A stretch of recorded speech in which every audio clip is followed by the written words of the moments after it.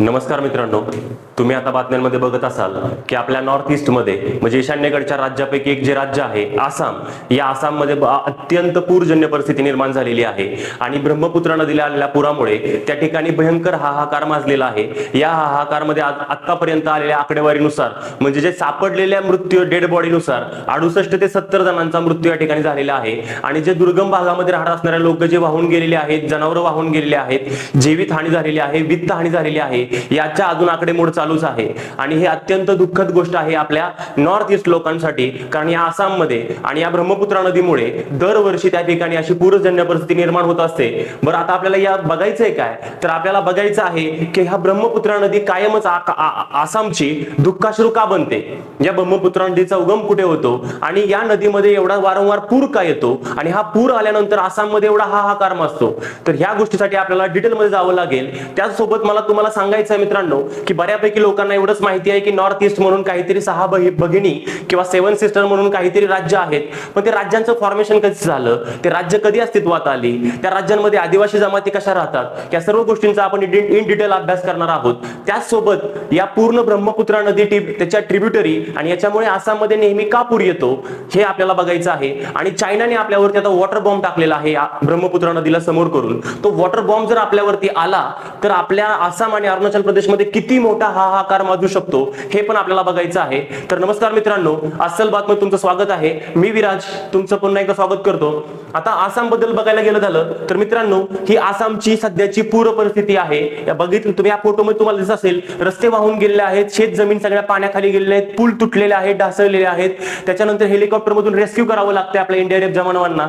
तर याबरोबर तुम्हाला गोष्ट लक्षात ठेवा मित्रांनो, तर हे आसाम मधली जी 7 सिस्टर आहेत यामध्ये तुम्हाला दिसत असतील सिक्कीम, यानंतर या ठिकाणी आसाम आहे, मेघालय आहे, खाली त्रिपुरा दिसतंय तुम्हाला, या ठिकाणी मिझोराम दिसत असेल, या ठिकाणी मणिपूर आहे, नागालँड आहे आणि अरुणाचल प्रदेश आहे. म्हणजे साधारणतः हे 7 ते 8 राज्य मिळून आपण यांना म्हणतो नॉर्थ ईस्ट. आता नॉर्थ ईस्ट लोकांना भारतीय संस्कृतीची पूर्ण जाण आहे, कारण आपण त्यांना ते शिकवतो. नॉर्थ ईस्ट लोकांना भारतामध्ये काय चालीरीती आहेत, काय परंपरा आहेत, त्याच्यानंतर इकडे उत्तर भारतातली, दक्षिण भारतातले लोक कसे राहतात हे सगळं माहिती आहे. पण दुर्भाग्य असं आहे की आपण नॉर्थ ईस्ट लोकांना कधीही भारतीय लोक म्हणून मानत नाही किंवा आपण त्यांना चायनीज म्हणतो, नेपाळी म्हणतो, बरोबर. त्यांची संस्कृती आपल्याला माहिती नाही, यांचं फॉर्मेशन कसं आहे. मी एक गोष्ट नक्की सांगू शकतो मित्रांनो की नॉर्थ ईस्ट लोक जेवढे भारतावरती प्रेम करतात तेवढं क्वचित आपण पण करत नाही, एवढं ते स्वतःला भारतीय मानतात. ओके, तर आता ह्या राज्यांचं फॉर्मेशन कसं झालंय हे आपल्याला बघायचं आहे. तर त्यासाठी आपल्याला थोडंसं पाठीमागं जावं गेलं मित्रांनो.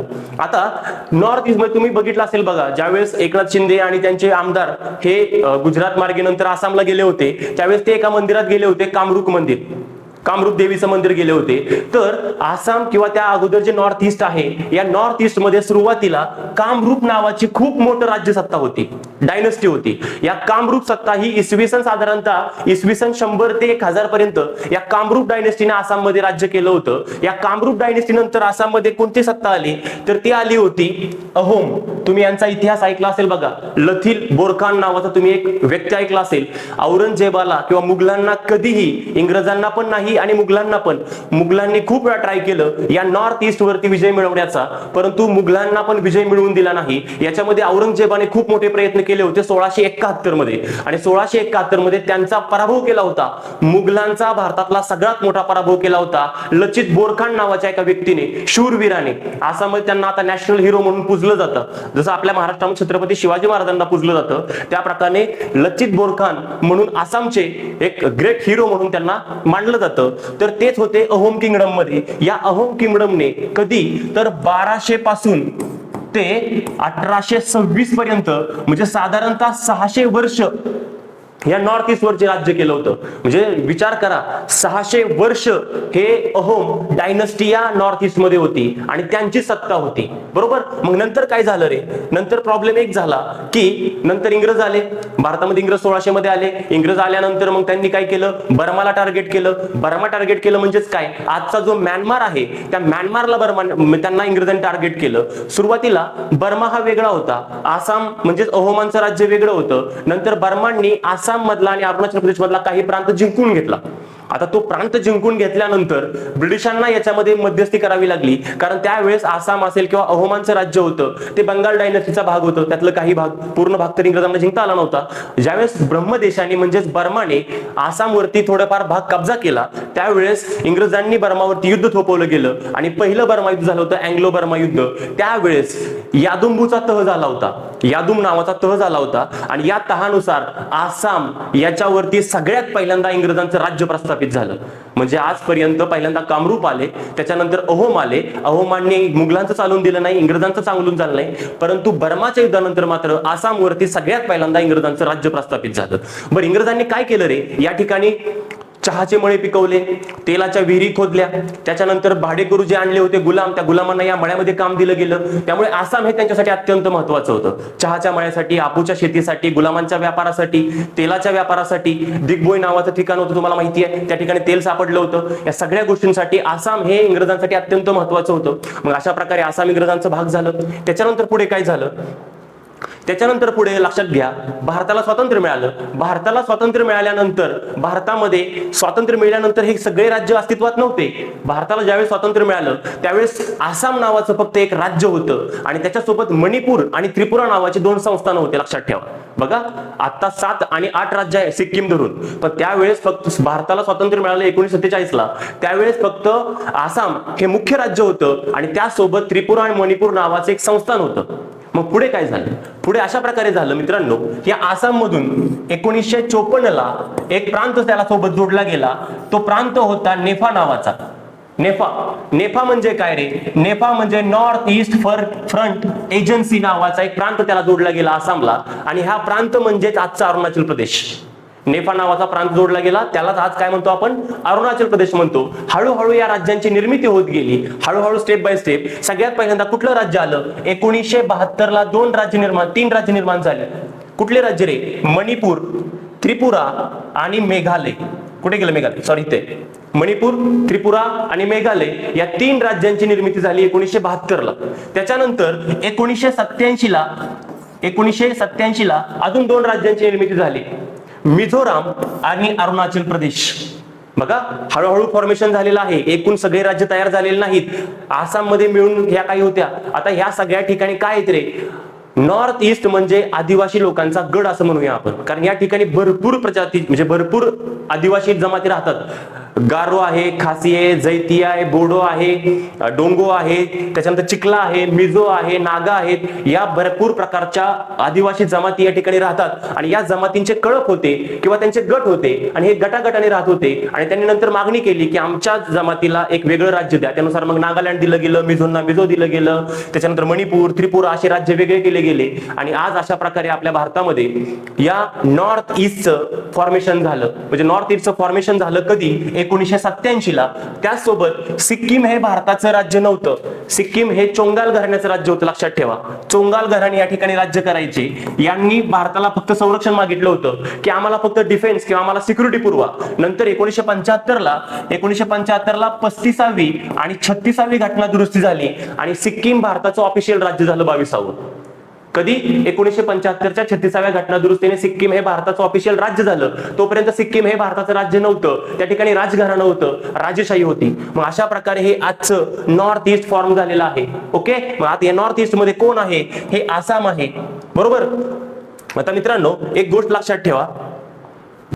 हा, तर मित्रांनो लक्षात ठेवा, हे आजचं नॉर्थ ईस्ट तयार झालेलं आहे 1987 पासून पुढे, बरोबर. याच्यामध्ये जे ब्रह्मपुत्रा नदीला पूर आलेला आहे तो ऍक्च्युअल कुठल्या राज्यामध्ये आलेला आहे? तो ब्रह्मपुत्रा नदीला पूर जो आलाय तो ऍक्च्युअल आलेला आहे या आसाम राज्यामध्ये. लक्षात ठेवा, हे आसाम राज्य जे आहे हे नॉर्थ ईस्ट मधलं सगळ्यात महत्वाचं, सर्वाधिक लोकसंख्येचं आणि सर्वात जास्त जीडीपी देणारं नॉर्थ ईस्ट मधलं हे आसाम राज्य आहे. आणि आसाम राज्यामध्ये सध्या बीजेपी सत्ता आहे, तुम्हाला माहितीच आहे. सोबत या ठिकाणी एक वैशिष्ट्य आहे की या ठिकाणी डोंगरदऱ्या आहेत.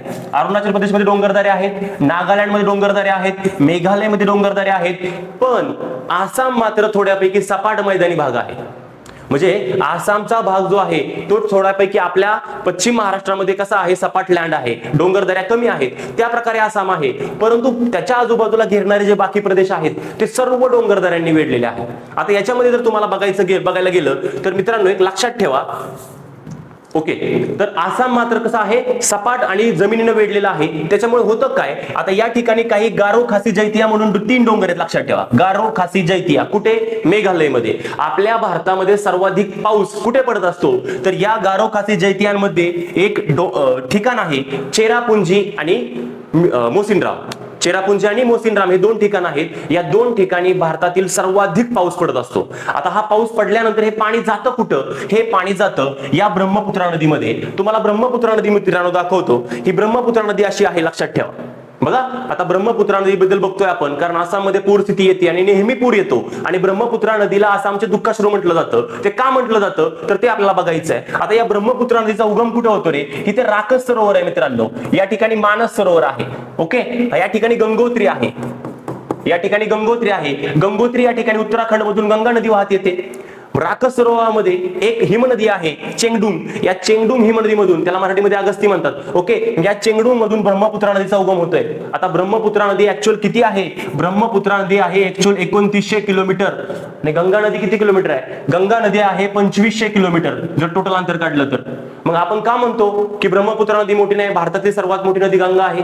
तर याचं कारण असं आहे की ब्रह्मपुत्रा नदीचा भारताच्या बाहेर जो प्रवाह आहे तोच 1800 किलोमीटर आहे. किती किलोमीटर आहे, 1800 किलोमीटर. ती भारताच्या बाहेरून वाहते, तिबेट आणि चीन मधून. ओके, त्याच्यामुळे भारतामध्येचा प्रवाह फक्त 900 किलोमीटर आहे. पण त्या 900 किलोमीटर मध्ये तिने एवढी मोठी तबाही तयार केलेली आहे, एवढा मोठा हाहाकार माजवलेला आहे, कारण ब्रह्मपुत्रा नदीचं पात्र हे गंगेच्या दुप्पट तिप्पट आहे. म्हणजे जर तुम्हाला ब्रह्मपुत्रा नदी कधी बघाल तर ब्रह्मपुत्रा नदी बघितल्यानंतर तुम्हाला वाटेल हे समुद्रच आहे, एवढं मोठं तिचं पात्र आहे.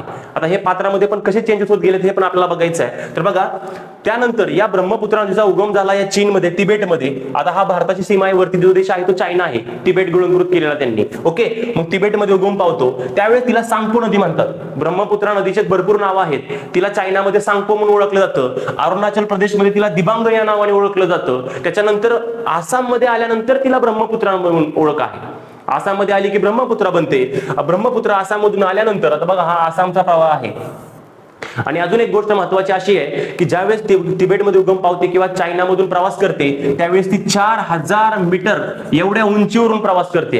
जस्ट इमॅजिन करा तुम्ही, 4000 मीटर वरून उगम पावते, म्हणजे प्रवास करत करत येते. आणि आसाममध्ये किंवा भारतामध्ये प्रवेश केल्यानंतर तिची समुद्र सपाटीपासून उंची 100 मीटर.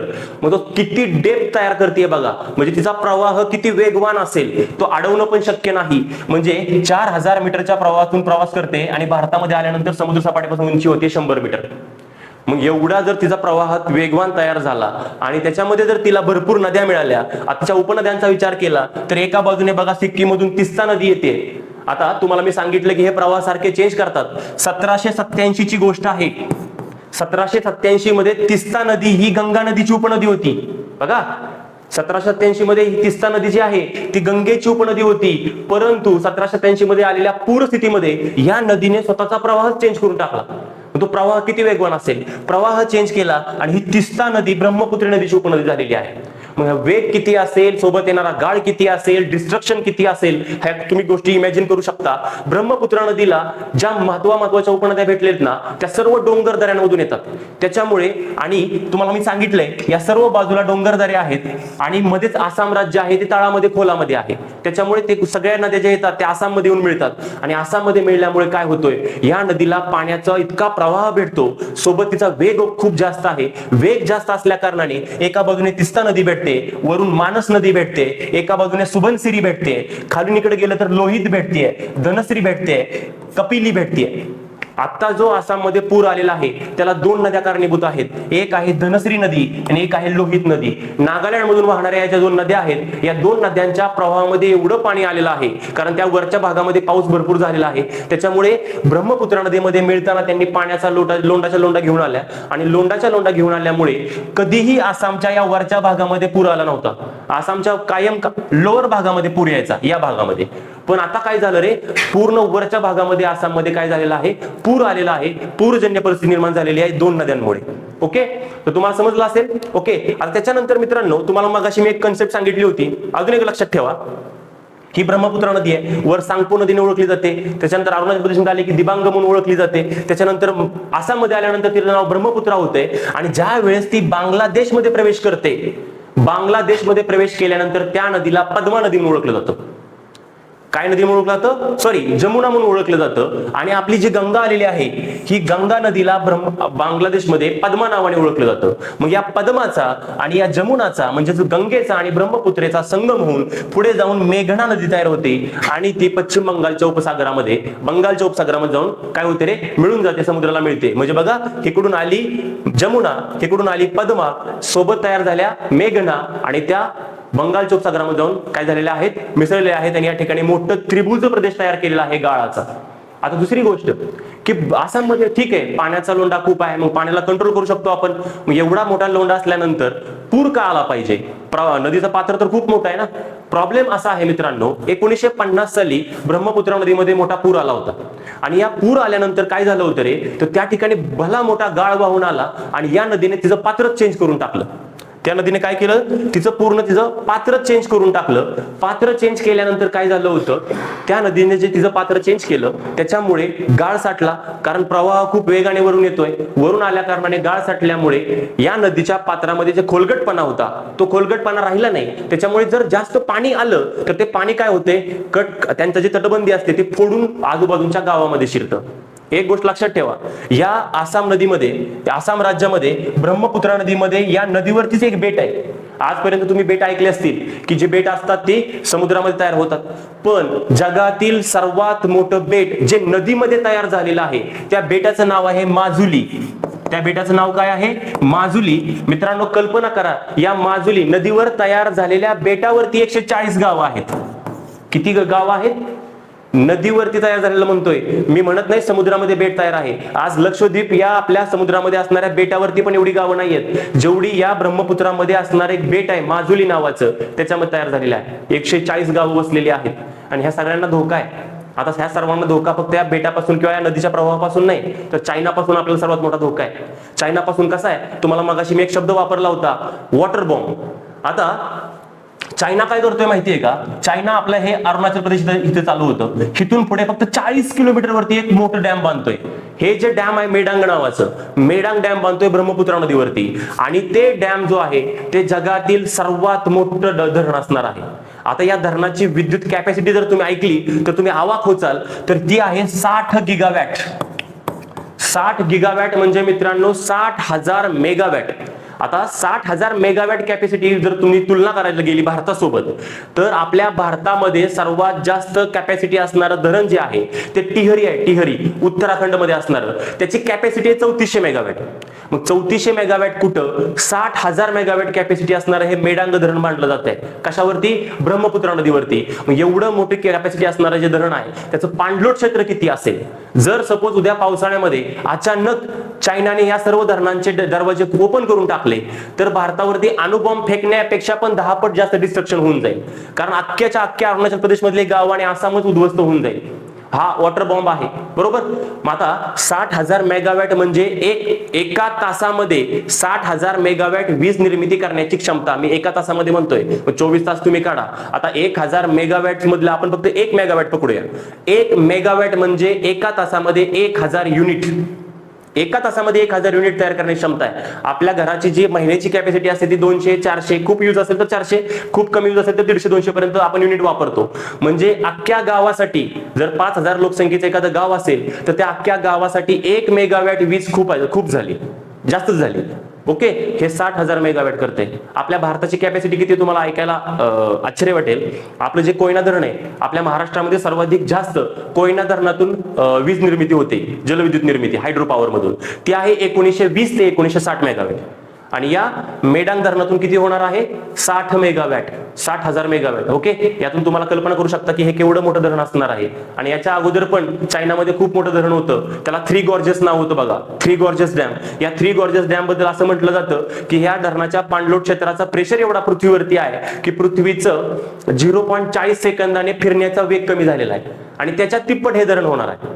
त्याच्या तिप्पट हे धरण बांधलं जात आहे. त्याच्यामुळे मग आता आपल्या भारतावरती किती धोका आहे. ऑलरेडी ब्रह्मपुत्रा नदी कायमच आपल्याला तिचं 11 रूप दाखवतेय, त्यासोबत आता हे धरण पण नवीन बांधलं जात आहे. त्याच्यामुळे भारतावरती वॉटर बॉम्ब पण तयार केला जातोय. ओके, आता हे भारताने चायनाने का केलेलं आहे, तर आपण सिंधू जल करार मोडला पाकिस्तान सोबतचा 1960चा आणि आपण काय केलं, डॅम बांधतोय प्रत्येक ह्याच्यावर, सतलज नदीवरती, झेलम नदीवरती, बियास नदीवरती. ओके, त्याच्यामुळे ते काय करतात, आपल्याला ब्लॅकमेल करतायत. हे अशा प्रकारे या आसाममध्ये ब्रह्मपुत्रा नदीने भयंकर भूकंप माजवलेला आहे किंवा भयंकर उद्ध्वस्त माजवलेला आहे. तर एक भारतीय नागरिक म्हणून मला तुमच्याकडून एक अपेक्षा आहे की ज्या प्रकारे आपण जनजीचं आता आंदोलन झालं दिल्लीला, त्याला सगळ्यांनी सपोर्ट केला असेल किंवा त्यांना तुम्ही कोणी सपोर्ट केला असेल, कोणी सपोर्ट नसेल केला, परंतु इथे मानवतेचा प्रश्न निर्माण झालेला आहे मित्रांनो. या ठिकाणी तुम्ही काही व्हिडिओ जर रील वरती बघितले असतील तर लहान लहान मुलं वाहून गेलेली आहेत, जनावरं वाहून गेलेले आहेत, कोणाकोणाचा पूर्ण संसार वाहून गेलेला आहे, कोण पूर्ण रस्त्यावरती उघडं पडलेला आहे. तर या माणुसकीच्या भावनेतून कोणताही पक्ष म्हणून बघू नका की आसाममध्ये बीजेपी पक्ष आहे, काँग्रेस पक्ष आहे, ऍक्सेट्रा पक्ष आहे. तर एक मानवतेचा प्रश्न म्हणून तुम्ही त्याच्याकडे बघा आणि आसामच्या वेबसाईटवर जावा. सरकारने वेबसाईट चालू केली आहे डोनेशनसाठी. त्याच्यावर तुम्ही 100 रुपये 10 रुपये कितीही तुमच्या परीने जेवढं होईल तेवढं त्यांना मदत करा, कारण तुमची ही मदत त्यांच्यापर्यंत प्रत्यक्ष पोहोचणार आहे आणि आपण सगळे भारतीय आहोत यातून हा मेसेज जाईल. तर अशा प्रकारे तुम्हाला ब्रह्मपुत्रा नदीचं डिस्कशन समजलं असेल, नॉर्थ ईस्ट राज्य समजले असतील. ओके, तर तुम्हाला हा व्हिडिओ आवडला असेल तर अस्सल बातला नक्की सबस्क्राईब करा आणि व्हिडिओ आवडला असेल तर लाईक करा.